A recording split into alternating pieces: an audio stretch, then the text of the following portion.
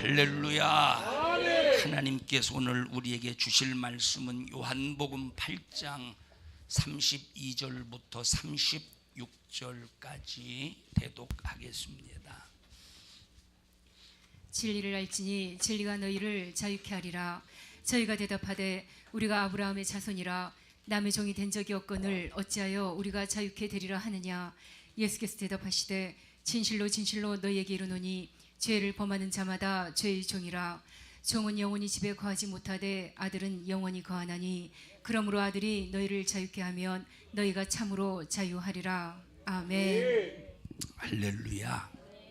진리가 너희를 자유케 하리라 하는 제목으로 말씀을 나눌 때 여러분들은 죄에서, 저주에서, 마귀사단 귀신의 손에서, 질병에서, 악한 영에게서, 세상에서 자유하시기를 주님의 이름으로 축원합니다. 아멘. 찬양이 너무 빠져서 갖다 놓지도 않았네 이거. 자, 저희 아버지는 참 꼼꼼하십니다. 꼼꼼하셔요.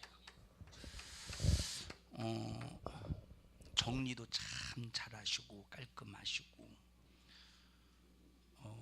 뭘 딱 두시면 기억력이 대단히 좋으십니다. 그리고 참 제가 어렸을 때부터 봐온 우리 아버지는 참 존경스럽습니다.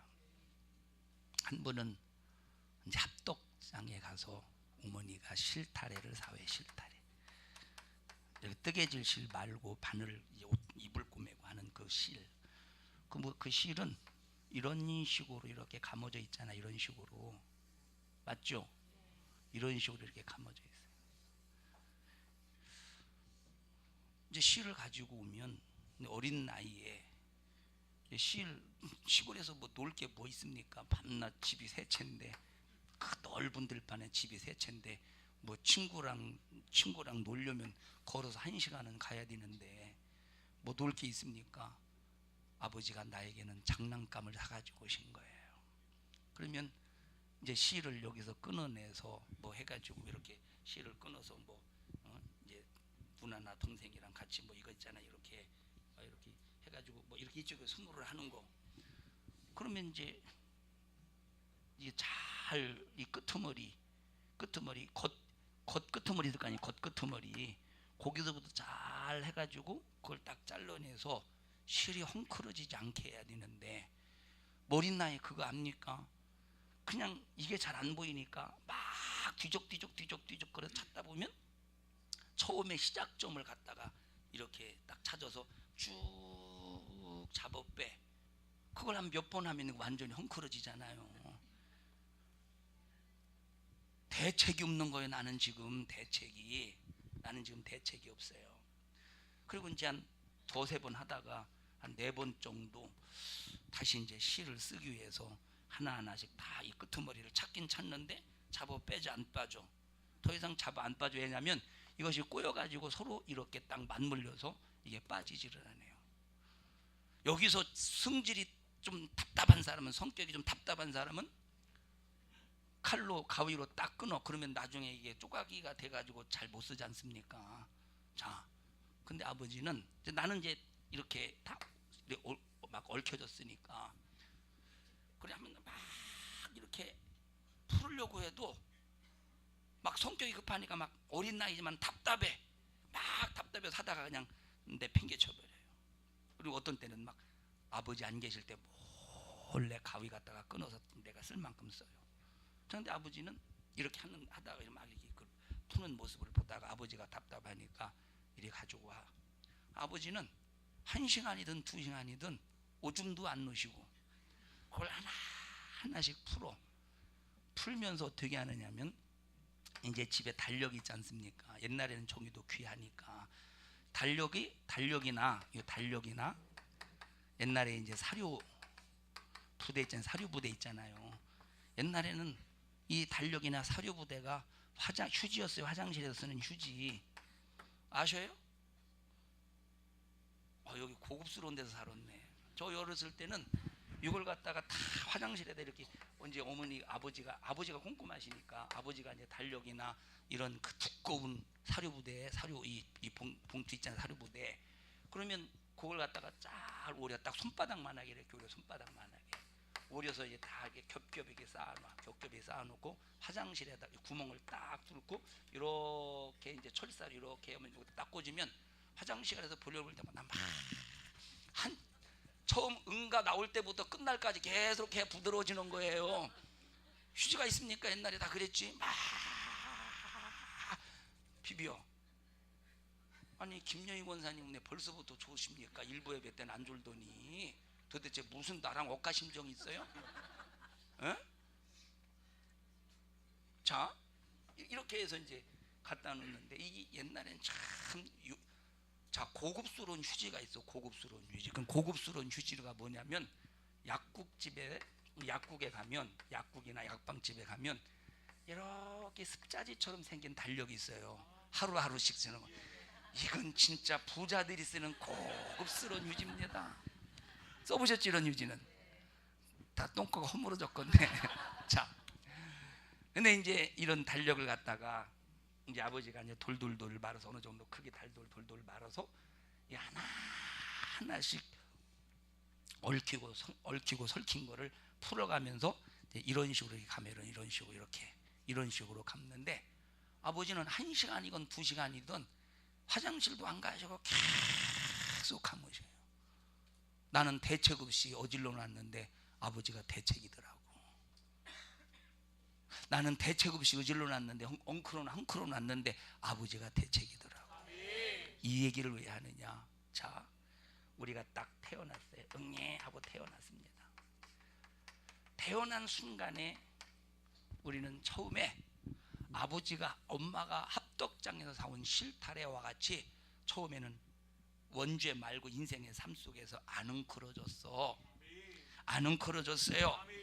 근데 인생의 삶을 살다 보면 이 사람에게 치이고 저 사람에게 치이고 요 사람에게 치이고 때로는 돈 없어서 고통스럽고 때로는 욕먹고 때로는 수많은 세상에 우수살이 속에서 내 인생의 삶이 얼마나 많이 헝클어지느냐 이 말이에요. 얼마나 많이 헝클어집니까? 때로는 질병의 고통 속에서 내 인생의 삶이 헝클어져. 직장생활 열심히 하다가 질병에 딱 걸려서 직장에 잘리고 삶이 엉클어져.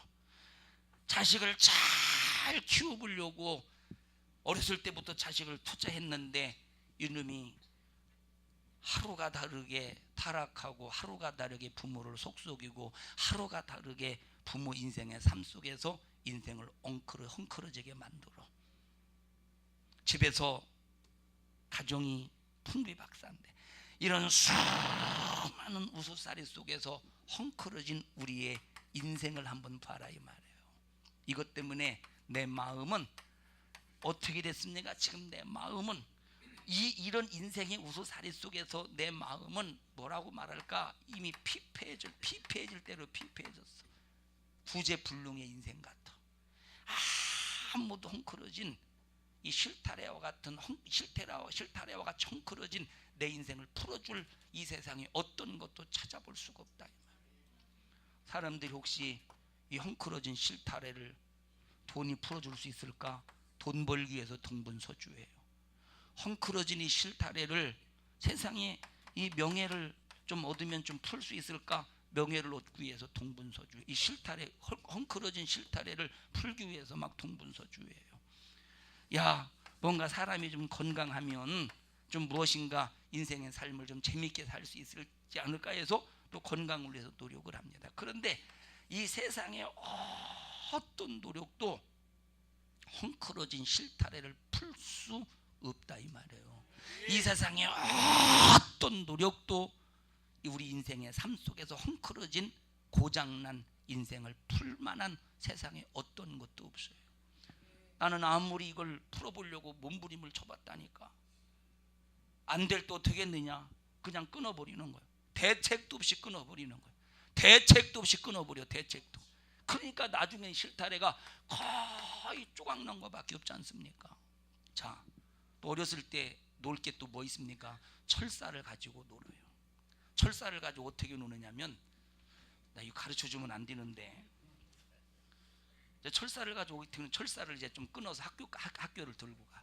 가르쳐 주면 안 되는데, 놀 게 없으니까 철사를 한 어느 정도 끊어가냐면 한 기럭지를 한 이 정도로 딱 돌돌 말아서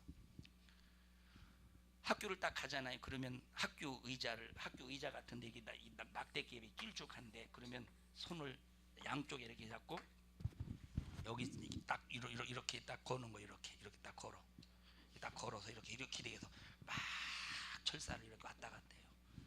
그러면 요 철사 요 왔다 갔다 하면 어떻게 되고 뜨겁잖아요.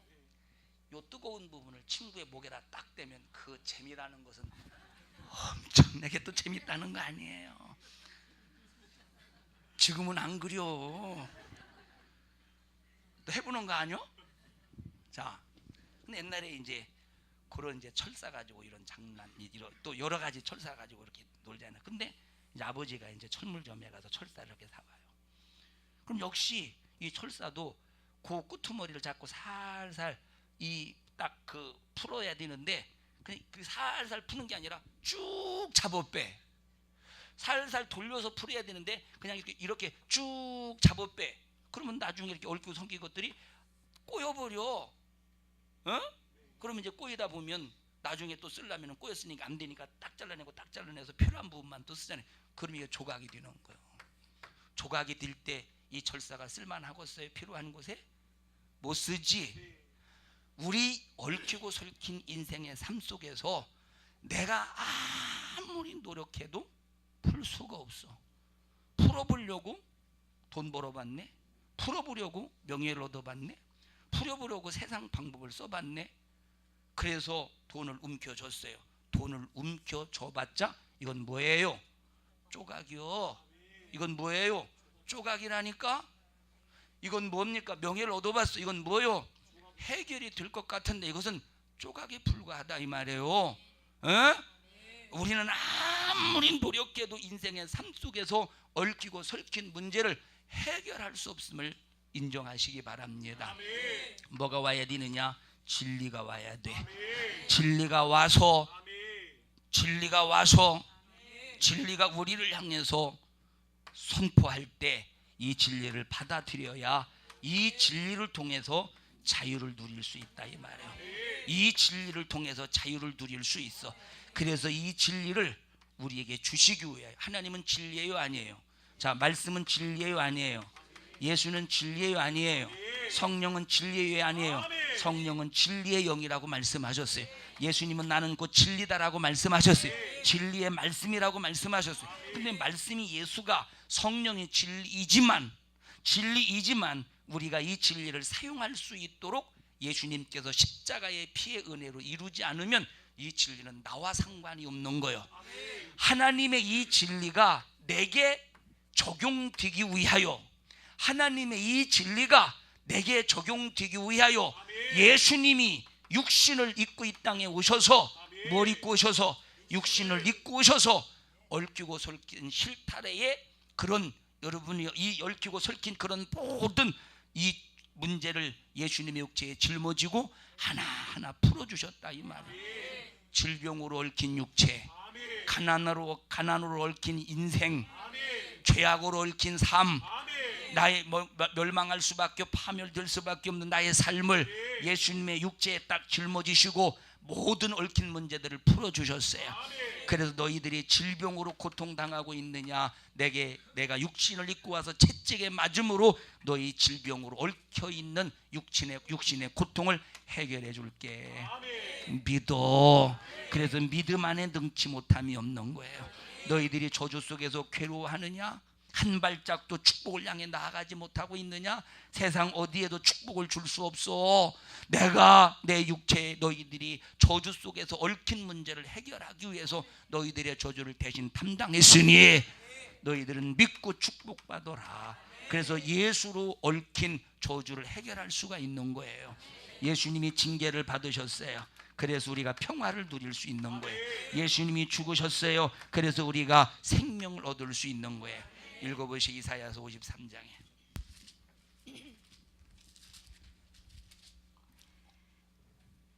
그는 실로 우리의 질고를 지고 우리의 슬픔을 당하였거늘 우리는 생각하기를 그는 징벌을 받아서 하나님에게 맞으며 고난을 당한다 하였노라. 그가 찔림은 우리의 허물을 인함이요 그가 상함은 우리의 죄악을 인함이라.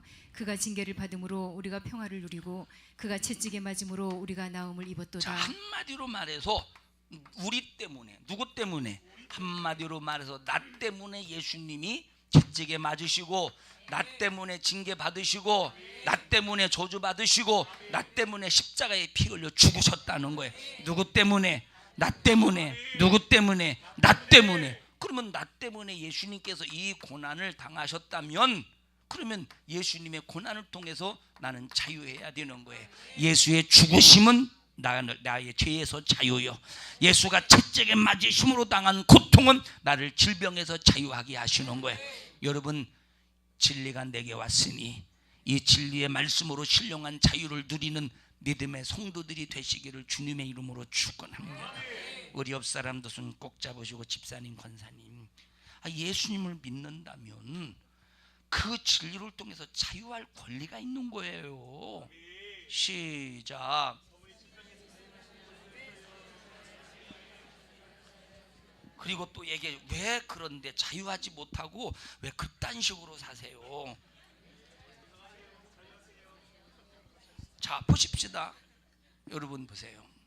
성질이 있는 사람, 또 욕심이 있는 사람, 혈기가 있는 사람.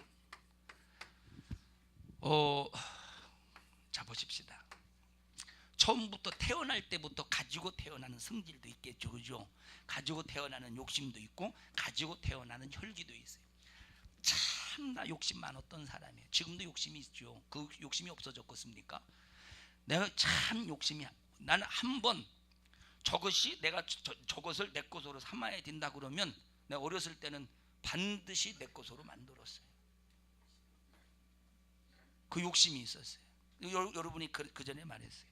넓은 들에서 집이 세 채가 있는 이 들판에서 살 때, 그래도 가장 이제 네 채가 있었는데 요 한 채는 제가 초등학교 5학년 때인가 이 집을 허물고, 그래도 이제 도시로 가서, 도시라고 하니까 무슨 읍내는 아니고 그냥 마을이요, 조그만한 마을. 여기로서는 엄청난 도시예요. 자, 이 중에서 가장 이게 우리 집입니다. 우리 집. 이 집에서 가장 이 마을에서, 한 마을에 이것도 집이 세 채, 가장 가난한 집이 이 집이야. 그 전에 얘기했어요. 이 집 아들이, 내가 이 집에 놀러 간 건 아니지만 놀러 가기도 싫어. 이 집은 워낙, 우리 집도 더러운데 이 집은 더 더러워. 그래서 이제 놀러 가기도 싫어요. 이제 한번 이 집에 한번 가서 이제 이렇게 봤더니 요즘 막내 아들이, 이 집 막내 아들이 돼지가 먹는 사료를 퍼먹고 있더라고. 그만큼 가난한 집안이에요. 먹을 것이 없으니까, 배고프니까. 우리도 가난하지만. 자, 이 세 집 중에서 가장 부자가 요 농막집입니다. 이 농막집은 보면 이 집을 중심으로 해서 이 돈이 상당히 많이 있어. 이 집에 가면 항상 먹을 것이 있어. 이 집에서 이 아줌마가 만든 음식 중에서 가장 최고로 맛있었던 것이 앙꼬무침입니다. 찹쌀떡. 요 아줌마, 그리고 이 아줌마의 아들들, 그 동네 형이죠. 이분이 나를 되게 좋아했었어요. 막 얼마나 좋아했던지, 제가 당진에서 목회할 때 태원이가 목사님이 되셨다고 찾아오기까지 했으니까 참 나를 좋아했어요. 그 아줌마가 이성으로 좋아한 거 아니고 애들인데 그렇다 이 말이에요. 자, 욕심 얘기하려고 하다 그러죠. 이 집에 가면 내가 딱 이 집에 가는 순간에 내 눈에 확 띄는 것들 있잖아요. 갖고 싶어 하는 것들. 한 번 내가 이걸 가져야 되겠다 싶으면 살금살금 가서, 나는 다 잊어버려서 난 기억이 안 나요. 우리 어머니가 얘기하셨던 거예요. 살금살금 가서 손에 딱 쥔다는 거예요. 그리고 물론 이렇게 숨기지 않고 그냥 딱 쥐고 그냥 가지고 온다는 거예요. 말도 안 하고. 그러면 어머니가 가져오라고 했어요? 내놓으라고, 놔두라고 했어요? 놔두라고 그러지, 내놓으라고 그러지. 그러면 안 내놓는다고 막 뺏으려고 할 때 엉엉 울고 아무도 말릴 수 없을 정도로 고집이 엄청나게 셌대요. 이 고집 꺾지 말, dim비지 말어. 자, 보세요. 그러면 이제 그 정도 뒤면 동네 아줌마도 잘 주지 뭘 그렇게 그냥 주면 되지, 그죠? 그러면 이제 어쨌든 어쩔 수 없으니까 워낙 안 내놓으니까 집에 와서 가지고 왔다가 다시 이제 엄마가 갖다 주고 그런 거였었는데, 자, 욕심 뭐 원래부터 태어날 때부터 있죠. 혈기 태어날 때부터 있죠. 성질 있지. 그런데 보세요, 인생의 삶 속에서 이 사람에게 치이고 저 사람에게 치이다 보니까 있던 성질에 더 성질이 업그레이드 되잖아.